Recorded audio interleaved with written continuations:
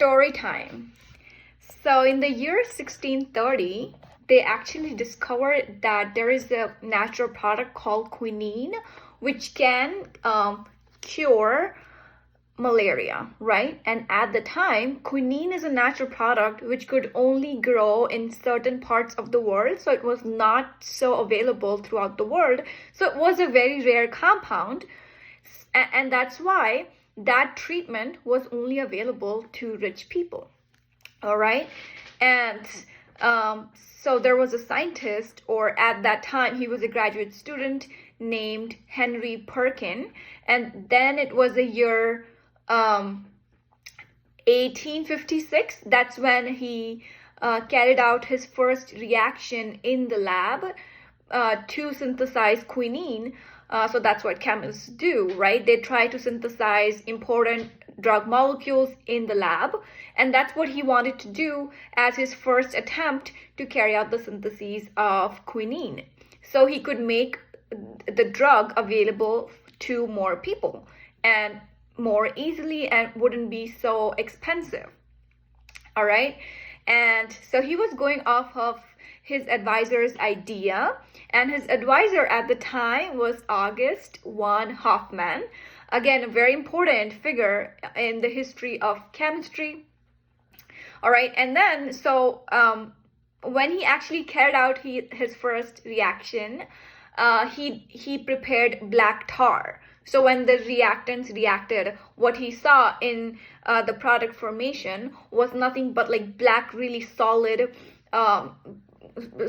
material, right? And when that actually happens, as a chemist and as a graduate student myself, I know that if that has happened, it just means that the reaction has shut down. It's not forming a product. It's not giving you something desirable. So then what he decided to do to carry out the synthesis again, he decided to change a little bit of the starting material that he was using. So he just tweaked the starting material. So previously he was using N-allyl toluidine, and then he started using aniline instead. And he changed his oxidizing agent to a very strong oxidizing agent. And all the chemists, you must have heard of potassium dichromate, right? That's a very strong oxidizing agent. So that's what he used in his second synthesis. And a fun fact, right? Perkin was carrying out all of this work in a laboratory in his family home. So he had a laboratory in his home. Interesting, right? Okay. And then once he carried out his second synthesis with slight variations, because graduate students have to keep trying and trying and trying until they actually find something, or they stumble upon something. And what he found out was, again, formation of black tar. And mind you, in 1856, scientists did not know the chemical structure of compounds. They only knew chemical formula. They had no idea how mechanism worked. All right. So, and he was just going off of his advisor's idea, changing that a little bit to try to get some product. And when he saw tar the second time again, so this time he wanted to investigate about the tar a little bit more. He wanted to see, is it possible I made something else with the tar? And he wanted to investigate if there is something else, then what is it? So again, it's a chemistry concept, right? Organic compounds dissolve in organic solvents. So he added organic solvent to the reaction mixture, and by a principle of solubility, if there was supposed to be an organic compound in that mixture, it would have dissolved in an organic solvent. Okay, so he tried various different organic solvents and he saw nothing.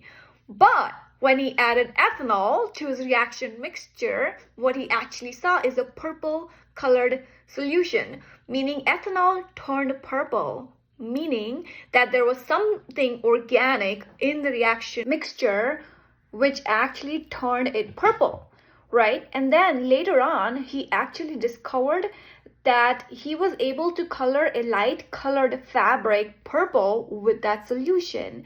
And that's how they actually discovered that he had found a dye in the process of synthesizing quinine, right?